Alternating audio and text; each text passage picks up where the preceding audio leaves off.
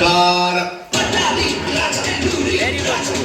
എന്തരാണല്ലേ ഒത്തിയവാരി?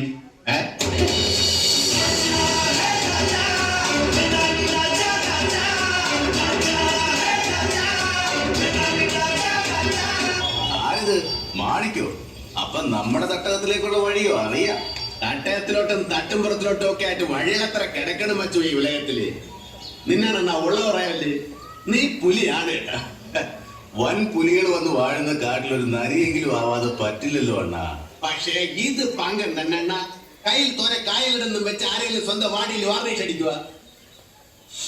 അല്ലേ കെട്ടാ നാട്ടം തന്നെ ഏട്ടാ. മച്ചു ചെല്ലക്കിളി ഏത് കെട്ടിയതാ അതാ ക്യാസ് കേട്ടാ. നീ ചെല്ല. അത്താൻ എന്നാ പിന്നെ അക്കം പോയി പോയി.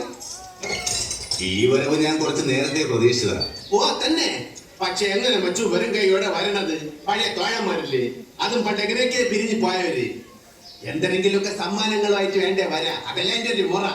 അപ്പൊ ദാ അടക്കണം മുറ്റ ഒരു സാധനം കൊണ്ടുവന്നിട്ടുണ്ട്. ഇറക്കട്ടാ വർഗിച്ച ആ സാധനം ഇറക്കി കണ്ടു നോക്കി.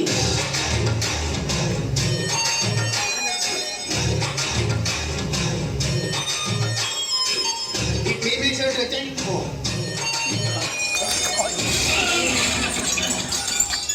ഇത്രയൊക്കെ നമ്മളെ കൊണ്ടുപോകും.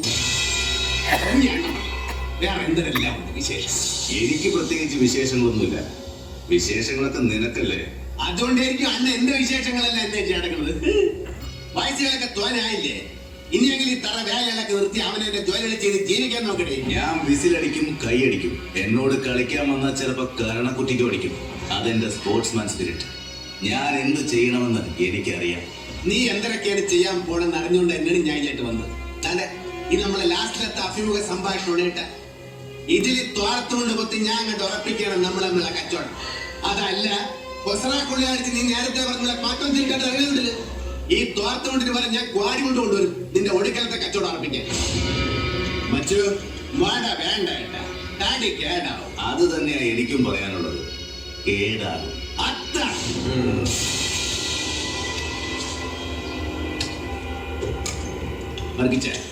യവം പുലിയാണ് കേട്ടാ. നമ്മൾ ഒരു വര കൂടെ വരേണ്ടി വരും.